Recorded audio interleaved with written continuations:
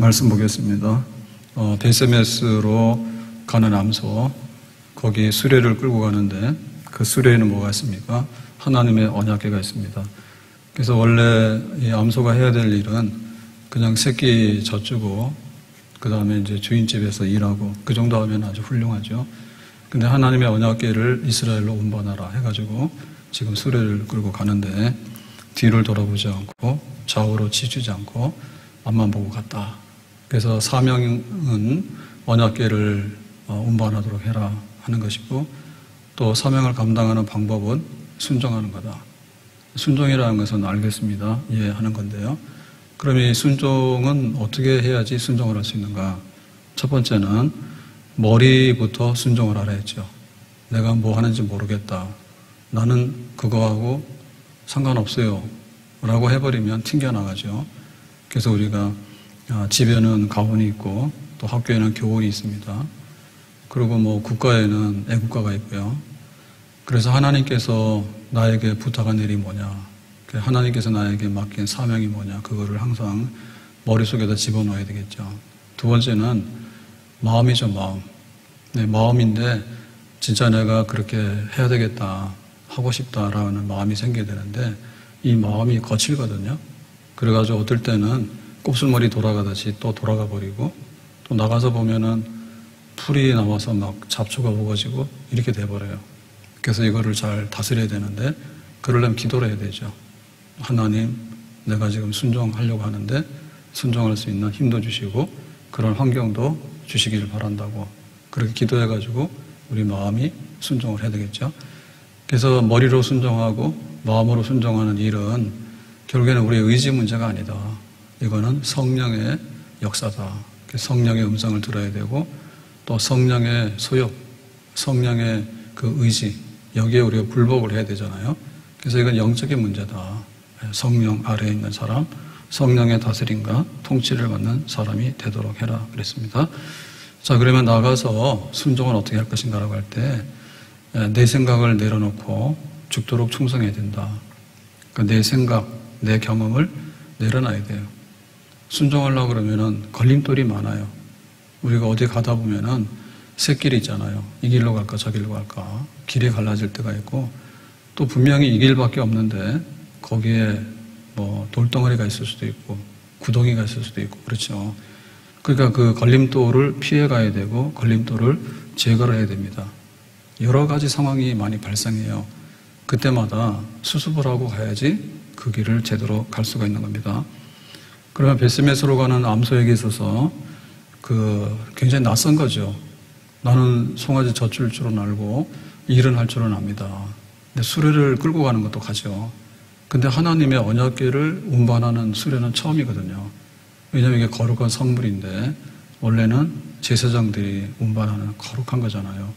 근데 소가 돼가지고 난생 처음 봤다고, 세상에 그런 일을 나한테 시킬 수 있냐고, 그건 나는 해보지 않은 일이라고, 이렇게 해서 자꾸 그 핑계나 변명거리를 찾기 시작하면은 이거는 못하는 거죠. 예수님께서 베드로에게 말씀했습니다. 깊은 데로 가서 그물을 던지라. 밤새도록 헛수고했거든요. 그러면은 고기들은 밤에나 잡히지 해가 뜨면 다 숨어버린단 말이에요. 근데 다시 바다로 가서 그물을 던지라 하니까 베드로가 어이없잖아요. 내가 밤새도록 했는데 또 하란 말이냐. 밤에는 고기가 잡혀야 되는데 안 잡혔잖아요. 그럼 해가 떴으면 더 안 잡히잖아요. 그리고 지금 베드로는 이게 하루 이틀 하는 게 아니죠. 자기 직업이에요. 그리고 이 갈릴리의 상황에 대해서는 누구보다도 제일 잘 아는 전문가예요. 근데 뭐 예수가 누구이길래, 당신이 누군데 나에게 그물을 던지란 말을 하냐. 나보다도 경험 많고 잘 아는 사람이 있겠는가. 더군다나 예수는 어찌 보면 나사렛 동네의 목수거든요. 목수는 나무나 돌을 다루지 고기 잡는 건 잘 모르잖아요. 근데 지나가는 낯선 사람이 전문가 보고 이래라 저래라 하면은 정말 그건 간섭이고 훈수잖아요. 그런데도 불구하고 알겠습니다 하고 그물을 던졌잖아요. 그런 것이 전부 다 뭐냐면 걸림돌입니다.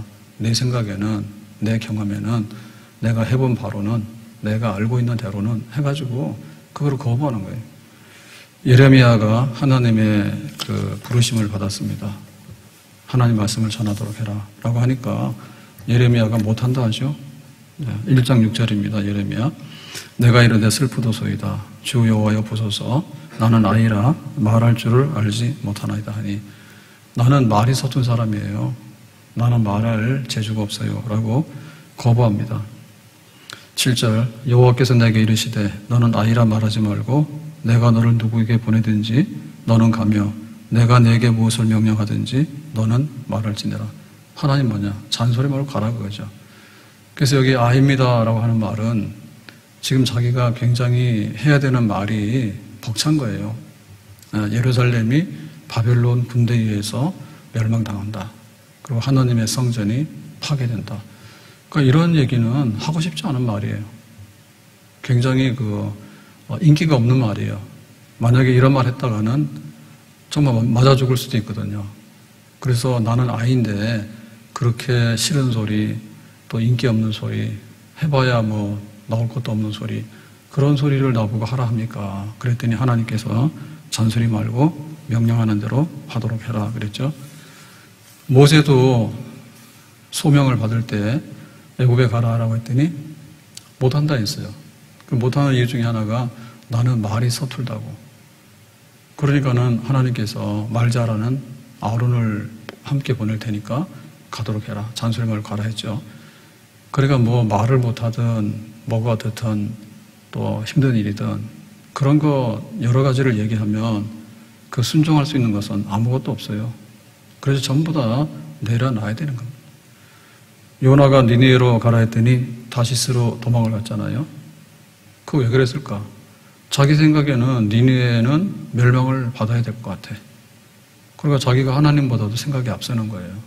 니느웨 사람 악한 사람인데 하나님 이번 기회에 확 심판하시죠. 내가 가서 하나님 말씀을 전하고 싶지 않아요. 해가지고는 안 가는 거지. 그러니까 우리 속에 이 거부하는 여러 가지 이유들이 있는데 그거를 전부 다 복종해가지고 내려놔야지 비로소 순종의 길을 가게 되는 줄로 믿습니다. 내가 그리스도와 함께 십자가에 못 박혔나니 그런즉 이제 내가 산 것 아니요 오직 내 안에 예수께서 사신 것이라. 날마다 내가 죽고 내 안에 주님이 사신다.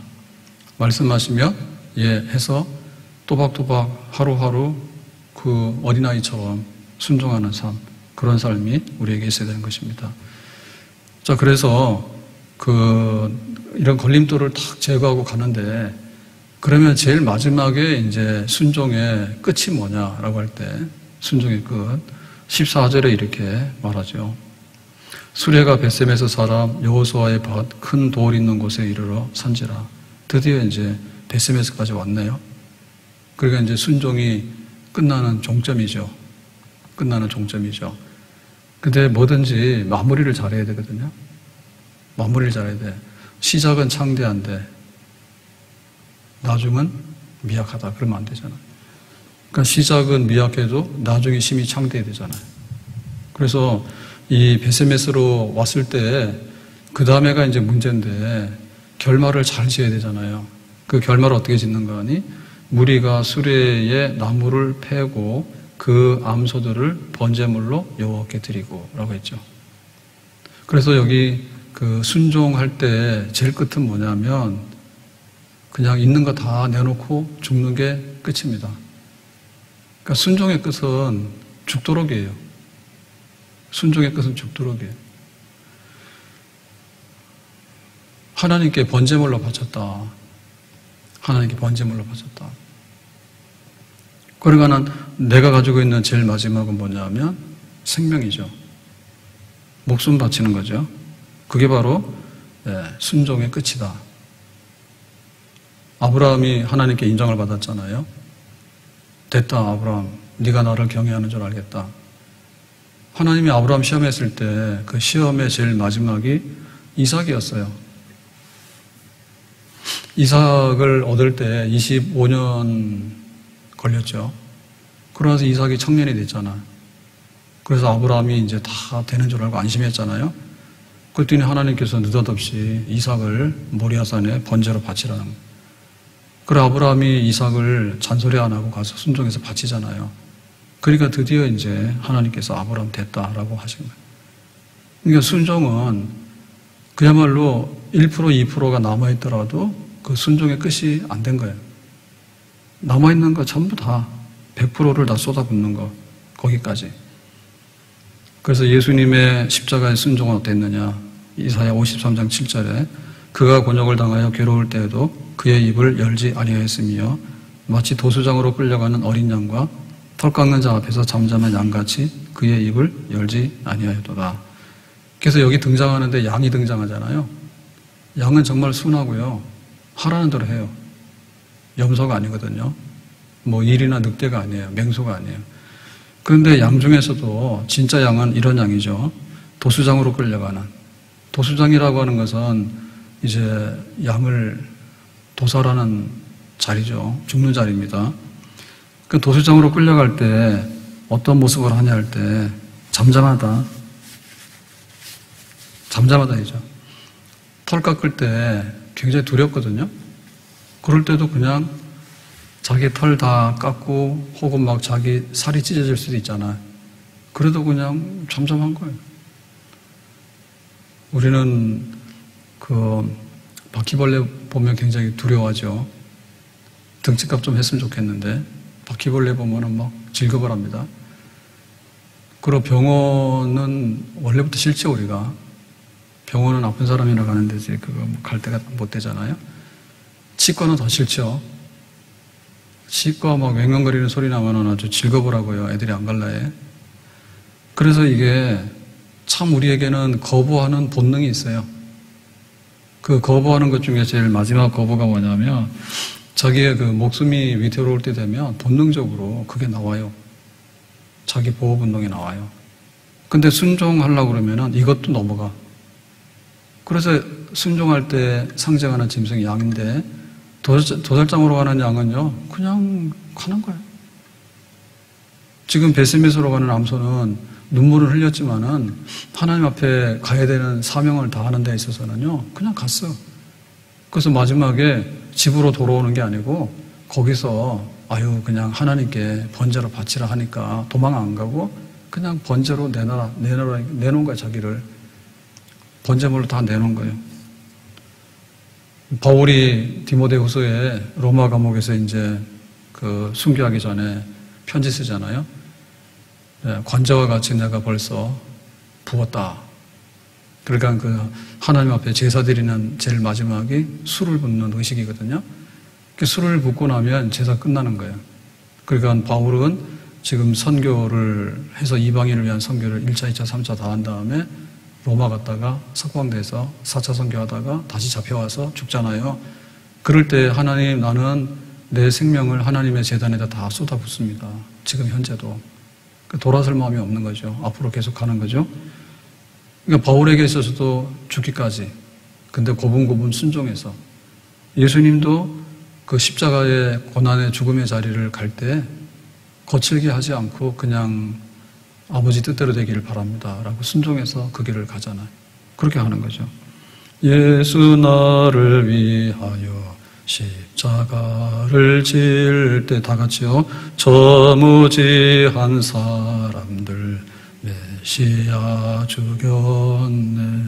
예수여 예수여 나의 죄 위하여 법의 피를 흘리니 죄인 받으소. 다시 한번 예수 나를 위하여 십자가를 질 때 저 무지한 사람들 메시아 죽였네. 예수여 예수여 예수여 나의 죄 위하여 법의 피를 흘리니 죄인 받으소서.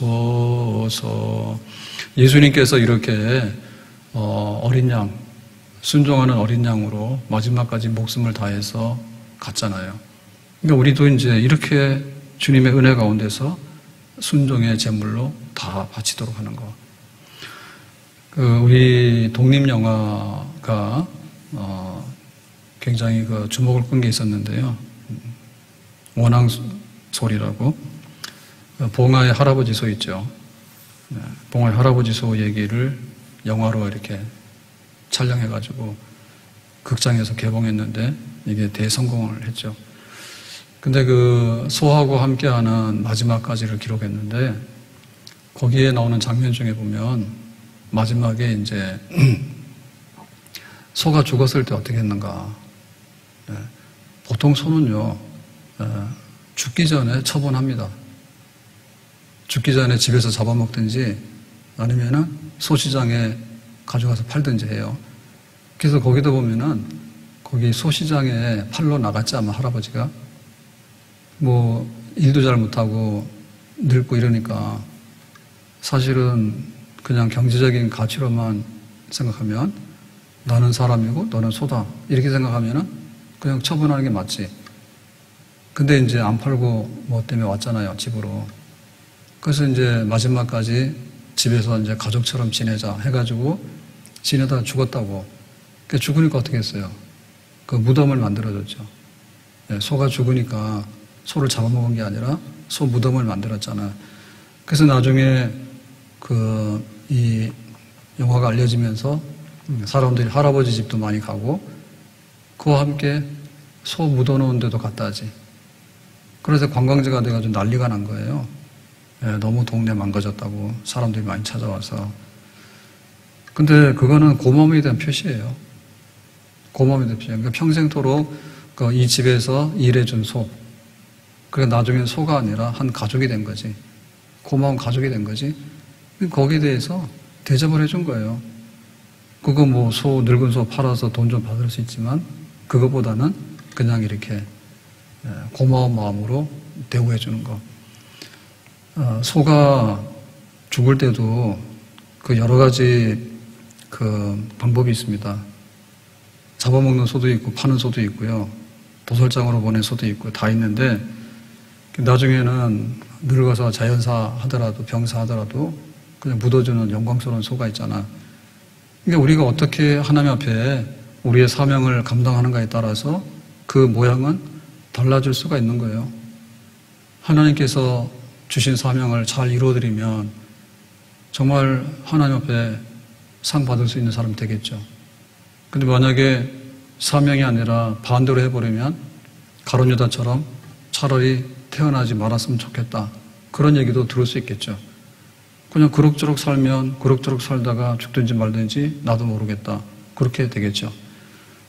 그래서 우리의 있는 것을 가지고 어떻게 하나님 앞에 순종의 제물로 마지막까지를 내놓는가에 따라서 결과는 100배, 1000배 하나님께서 우리에게 다시 돌려주시는 그런 미래 상급이 있고 영광이 있는 줄로 믿습니다. 아멘. 늘 울어도 눈물로써 못 갚을 줄 알아 몸 밖에 드릴 것 없소 이 몸 바칩니다. 이렇게 해서 번제로 이제 암소가 바쳤는데 하나님께서 그냥 두겠냐. 우리에게도 마찬가지인데요. 디모데후서 4장 8절에 보니까 이제후로는 나를 위하여 의의 면류관이 예비되었으므로 주 곧 의로우신 재판장이 그날에 내게 주실 것이며 그랬죠. 그 바울이 네로 황제 로마 법정에서 너는 살려둘 수 없다 해서 이제 사형당하죠. 참수형으로 죽게 되는데 그런데 의로운 재판장이 그날에 하나님의 법정에서 서는 그날에 하나님께서는 나에게 뭘 준다고요? 의의 면류관을 나에게 주신다라고 했죠. 그러니까는 우리가 하나님 앞에 순종하는 이러한 삶의 마지막 결말은 이 세상이 줄 수 없는 것들을 주는 거예요. 세상이 우리에게 뭘 줬는데 한 1년 지나고 나니까 다 없어지는 경우가 굉장히 많거든요. 잘한다고 막 박수 쳤는데 나중에서 욕먹어버리거나 처음에는 막 애국자를 했는데 나중 가서 보니까 친일파라 해가지고 막 다시 욕을 먹거나 뒤집어지는 경우가 굉장히 많거든요. 근데 하나님께 순종했던 모든 것들은요, 세상에서 누리지 못했던 면류관이 순종하는 자에게는 앞으로 있을 것이다. 그걸 바라보고 우리가 하는 거지. 그걸 바라보고 하는 거지. 로마서 8장 18절에 현재의 고난은 장차 우리에게 나타날 영광과 좋게 비교할 수 없다. 그래서 현재의 고난하고 장차 나타날 영광하고가 비교되어 있는데 현재하고 장차, 미래, 고난하고 영광 이게 비교되어 있잖아요.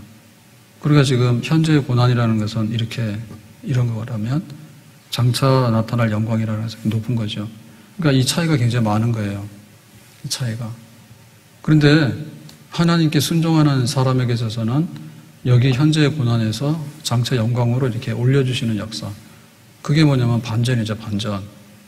아침에 눈 뜨고 나니까 세상이 달라졌잖아. 그 하나님께서 순종하는 자에게, 사명을 이루는 자에게 마지막에 그 말로 닿을 수 없는 그 영광을 예배해 놓으셨다. 그걸 바라보고 우리가 순종의 삶을 살아가는 겁니다. 요한계시록 2장 10절 네가 죽도록 충성하라. 그리하면 내가 생명의 면류관을 내게 주리라. 그래서 이 면류관이라고 하는 것은 영원해야 되거든요. 근데 세상의 면류관은 영원하지가 않아요. 올림픽에서 금메달을 따면 그날은 영웅이요. 한 열흘 가요. 한 달도 갈 수 있어. 근데 좀 지나고 나면은 잊혀져. 그리고 4년 후가 되면 또 새로운 영웅들이 많이 나와. 그래서 뒤로 다 밀려버리거든요. 그래서 세상에 있는 이 면류관이라고 하는 것은요, 굉장히 퇴색하고 사라지는 특성이 있는가 하면, 하나님께 순종해서 충성하는 사람에게 있어서 면류관은 생명의 면류관이라, 이거는 변질이 안 되고 항상 살아있는 거예요. 생물인 거예요. 그러한 면류관이 우리 앞에 기다리고 있다. 뭐 하면은 죽도록 충성하는 사람, 죽도록 순종하는 사람, 죽도록 사명 감당하는 사람에게 이런 것들이 예비되어 있다. 히브리서 12장 1절 우리에게 구름같이 둘러싼 허다한 증인들이 있으니 모든 무거운 것과 얽매이기 쉬운 죄를 벗어버리고 인내로써 우리 앞에 당한 경주를 하며.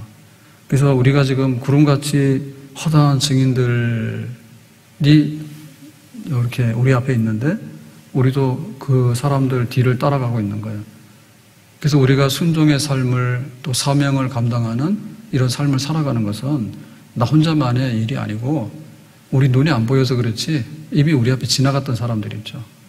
지나갔던 사람들이 구름같이 많은 믿음의 사람들, 순종의 사람들이 우리 앞에 있는데 우리도 그 뒤를 지금 따라가고 있는 거예요. 결코 혼자 가거나 또 외로운 건 아니에요. 그래서 2절에 보니까 뭐라고 있는가 하면 그는 앞에 있는 기쁨을 위하여 십자가를 참으사 부끄러움을 개의치 아니하시더니 하나님 보좌 우편에 앉으셨느니라. 그래서 예수님께서 이 십자가에 순종하는 믿음의 경주를 다 한 다음에 하나님 보좌 우편에 앉으셨다. 그래서 십자가를 질 때는 고통이고 부끄럽고 수치지. 세상의 죄인 중에 죄인이 십자가형이잖아요. 부끄러운 일, 고통스러운 일, 참을 수 없는 일, 그러나 그것을 묵묵히 순종함으로 견디고 나갔더니 하나님 보좌 우편, 하나님 아버지와 함께 보좌 우편에 앉아 계신다 해서 함께 왕노릇하고 통치한다 그 말이에요. 그래서 우리 순종으로서 사명을 받드는 우리들도 보좌 우편에 계시는 예수 그리스도와 함께 하나님 아버지와 함께 나중에 왕노릇하고 통치하는 자리에 우리가 쓰게 된다. 아멘. 그러니까 우리의 신분이 높아지는 거죠. 나중에는 앉으셨다, 왕노릇한다, 통치한다. 그쪽 그 반열에 순종의 제물로 믿음의 경주를 다한 사람들, 그쪽에 쓰는 장래의 미래의 영광이 우리 앞에 기다리고 있는 거예요. 이 하나님의 그 언약궤를 운반하는 암소 얘기를 몇 시간에 걸쳐서 했습니다. 그래서 좀 더 이제 간단하게 그 정리해서 마무리를 하고 싶은데요. 목회가 뭐냐? 목회가 뭐냐? 목회자의 길이 뭐냐? 사실 여러 가지 얘기할 수 있겠죠. 처음에는 신학을 공부해야 된다 해요. 그래서 이게 공부하는 길인가? 그런 생각도 들었고, 또 교회 와서 목회를 하다 보면 해야 될 일이 여러 가지가 있어요. 예배도 준비해야 되고, 성경 공부도 가르치고, 또 신방도 하고, 뭐 전도도 하고, 교회 여러 가지 활동들이 있잖아요. 그러니까 여러 가지 이제 일이 있는가 보다. 이제 이런 것도 생각을 하게 되고요. 근데 마지막 가서 다 털고 나니까 남는 것은 뭐냐 하면 그냥 하나님이 시키니까 시키는 대로 하는 일이지. 딱 그게 제일 마지막에 남는 것 같아요. 공부를 뭐 때문에 합니까? 성경 공부를 뭐 때문에 합니까? 신학교 가서 공부를 뭐 때문에 합니까? 하나님 시키는 일 순종하기 위해서 하는 거 아닐까? 근데 만약에 우리의 그런 지식이나 학교, 뭐 학위, 그래서 뭐 어떤 사람들은 뭐 신학 박사 되려고 공부를 해. 신학교 박사 돼서 뭐 하려는데 그것도 순종해야 되잖아요. 내가 하고자 하는 일에 순종하기 위해서 공부를 하는 거잖아요. 교회 와서 뭐 여러 가지 일을 많이 하잖아요. 근데 뭐 교회가 기업도 아니고요. 기업이라고 하는 것은 돈 벌기 위해서 하는 겁니다. 그 장사가 잘 되면 기업이 번창하는 거고, 장사가 안 되면 망하는 거고, 뭐 하다 안 되면 합병하는 거고, 뭐 좀 뭐 하면은 줄이기도 하는 거고, 뭐 그렇게 하는 거예요. 그러니까 이거는 무슨 일하는 기술이잖아요. 그러니까 일하는 기술인데 일하는 기술을 가지고 얘기를 하게 되면 복잡하잖아요.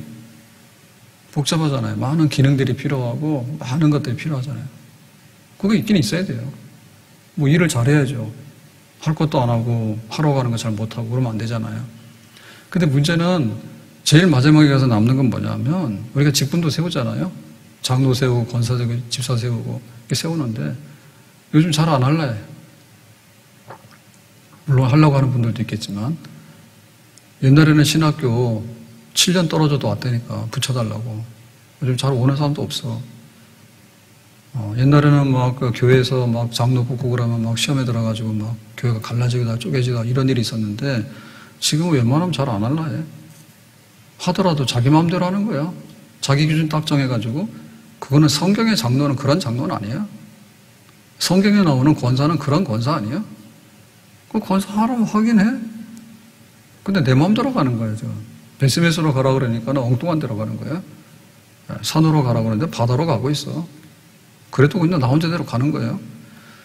그러니 우리가 직분을 세우기도 하고 감당하기도 하고 하는데 무슨 두 말이 필요하겠는가? 정말 재주가 없어서 그런가? 아닐걸요? 다 내 마음대로 하기 때문에 그렇잖아요. 내 하고 싶은 대로 하기 때문에 그렇잖아. 그러면 하라고 하는 거에 대해서 모르느냐? 알기도 알아요. 다만 내가 그거를 내 머릿속에다가 받아들이고 싶지 않아. 그거는 그 얘기고 나는 내 생각대로 하는 거고 내가 마음대로 내 마음속에도 때로는 이렇게 하고 싶은 마음이 있죠. 근데 뭐 형편 나면은 마음이 삐뚤어지면 삐뚤어진 대로 가는 거지. 다스려가지고 똑바른 길 갈라 하지 않아. 여러 가지 상황이 벌어지고 여러 가지 그 사건들이 벌어지는 봄, 여름, 가을, 겨울만 하더라도 얼마나 힘듭니까? 여름 옷을 입고 나가니 춥더라고 밤에는. 목욕실도 크게 더웠는데 좀 쌀쌀하면 좀 난방을 조금 해야 돼요 지금. 그러니까 이 계절이 변하니까 이게 옷 갈아입는 게 귀찮은 거예요. 여름 옷 내놓은 거 있는데 이거 계속 입었으면 좋겠는데 또 집어넣고 새 옷 내가지고 또 적응해야 되잖아요. 그래서 우리나라 사계절이라서 이 바닥바닥 못하면 우리나라 못 삽니다. 그래서 빨리빨리 나온 것 같아. 뭐 좀 적응하려고 그러면은 계절이 변해버려가지고 근데 사람들이 빠르긴 빠르더라고. 새벽 기도하고 가는데 보니까 아침 일찍이 출근하는 사람들 있잖아요. 젊은 사람들 보니까 반팔에 된 조끼 패딩 있잖아요. 새벽이니까 그런 것도 막 이렇게 입고 가더라고. 놀랬어. 벌써 패딩의 계절이 오기 시작하는가 봐. 그러니까는 여러 가지 재주가 있고 여러 가지 도구들이 있고 한데 그거 있으면 뭐 하냐고요. 간단하게 얘기하면은 하라는 대로 해라라고 할 때 순종하는 것밖에는 더 있냐 말이죠. 목회가 뭐냐? 목사가 할 일이 뭐냐? 순종하는 거지 뭐요. 교회 권사 집사 할 일이 뭐요? 순종하는 거지 뭐요. 하라는 대로 하란 말이야. 하라는 대로 하는데 그것이 나쁜 일이냐? 아니지. 하나님께서 우리에게 부탁한 일 있잖아요. 너는 수레를 끌고 송아지 젖주는 건 딴 사람이 줘도 되니까 베스메스까지 좀 가라고. 딱 요거 말하는 거에 대해서 그거를 그렇게 못하더라고. 그걸 그렇게 못하더라고. 힘들어 하더라고. 순종할 뿐이다, 그냥. 우리 신앙생활이 뭐냐? 무슨 재주가 필요합니까, 신앙생활에? 네? 항상 기도하고, 또 성경 읽고, 또 예배 진실하고, 더 이상 뭐가 필요해요? 신앙생활에 더 이상 뭐가 필요해요? 뭐를 안 알려줬어요? 뭐 못할 짐을 갖다가 지어가지고 아주 그냥 꼬꾸라뜨리기로 했어요. 아무것도 없어요. 여세 동안에 네 할 일 다 하고 주일날 되면 와서 예배 드리고 세상에 많은 것들이 있는데 핸드폰에 인터넷 손에 쥐고 보내는 시간이 옛날에는 일주일에 TV가 한 20시간, 30시간을 봤거든요. TV 하나밖에 없을 때는. 근데 지금은 TV가 뭡니까? 핸드폰 가지고 다 보잖아요.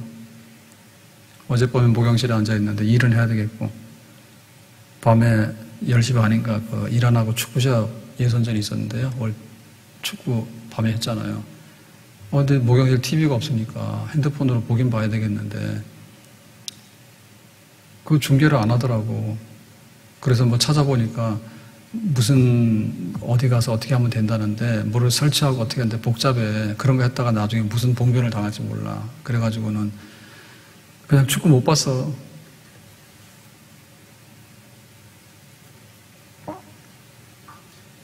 근데 우리가 핸드폰 쥐고 보내는 시간이 수십 시간이요. 그냥 눈만 뜨면 보는 거야, 일단에. 잠자기 전에도 보는 거예요. 참 하나님 섭섭하실 것 같아. 하나님의 대원수 마귀는 핸드폰 같아. 눈 뜨면 주여 그래야 되는데 손에 핸드폰 떨어지면 죽잖아요, 지금은. 아닌 게 아니라 핸드폰이 주인입니다. 내비게이션도 다 있지. 핸드폰을 열어야지 전화도 다 하지. 핸드폰 열어야지 메일도 다 보고 카톡도 다 하지. 그러니까 이게 막 왕인 거야, 왕인 거야. 그냥 핸드폰한테 매달려가지고는 말도 못해. 그러니까 우리 마음속에 마음을 다하고 뜻을 다하고 힘을 다해서 하나님 섬기라는 게 되냔 말이야. 안 되잖아요. 그러니까는 순종하는 게 그냥 신앙생활이다. 그냥 하나님 하라 그러면 예, 알았습니다. 순례자의 길을 가는데 걸어가는 거는 그냥 죽지 않으면 걸어는 갑니다.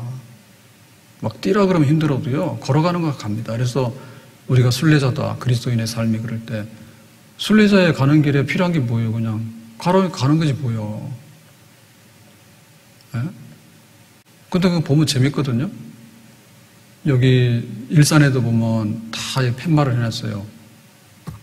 일산역에서 탄현역까지, 그 다음에 탄현역에서 또 황룡산까지 이렇게 해서 팻말을 붙여놔가지고 올레길이라고. 그냥 아무 방향이 없으면 재미가 없잖아.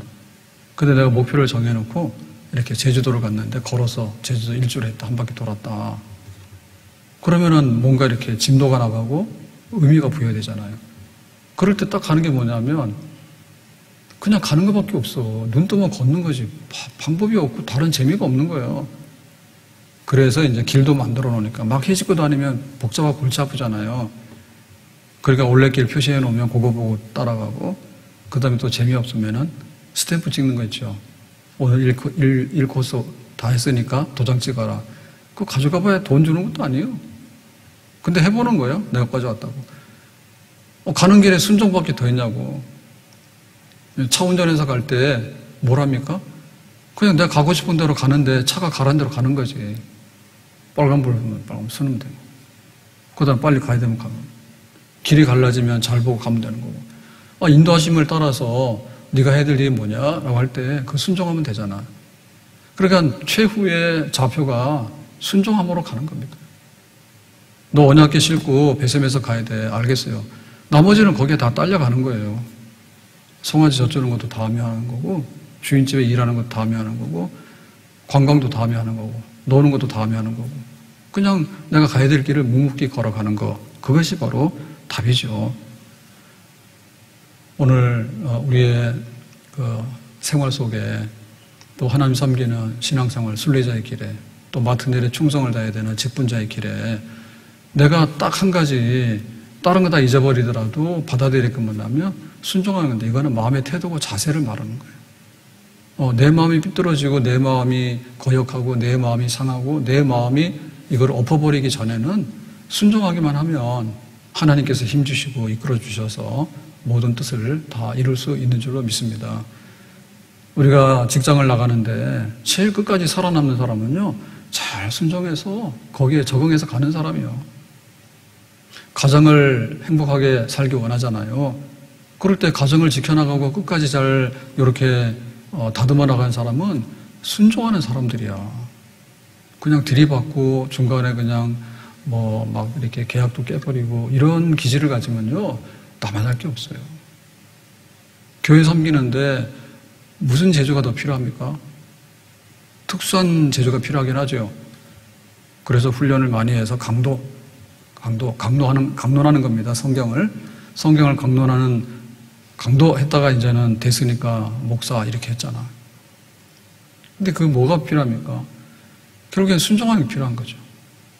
특수한 일은 설교자도 필요하고 찬양대에서 지휘자도 필요해요. 요긴한 분들이에요. 잘 대접해줘야 됩니다. 근데 마지막에 할 수 있는 것은 뭐냐면 다 순종해가지고 내가 주를 섬기고 머리 대신 그리스도를 영화롭게 한다. 그 뜻 안에 있을 때 교회도 쓰게 되고 우리의 직분도 끝까지 감당하게 되는 좋은 결말이 우리에게 보장이 되는 줄로 믿습니다. 의의 면류관, 생명의 면류관, 보좌 우편에 함께 앉아서 통치하고 왕노릇하는 이 모든 미래의 영광, 딱 한 가지 방법, 순종함으로 가자. 묵묵하게. 때로는 눈물 흘리더라도 하나님 바라보면서 앞으로 가자. 오늘 이 말씀이 우리의 삶이 되고 우리의 신앙이 되기를 예수님의 이름으로 축복합니다. 기도하겠습니다. 오늘 주신 말씀과 같이 우리가 순종함으로 언약궤를 베세메스로 운반했던 이 암소와 같이 마지막에는 단 하나 순종, 이 말씀 하나로 가정도 살리고 교회도 살리고 또 우리의 직분도 감당하고 우리의 순례자의 길도 잘 끝까지 갈 수 있도록 은혜 위에 은혜를 베풀어 주시기를 바랍니다. 예수님 이름으로 기도합나이다. 아멘.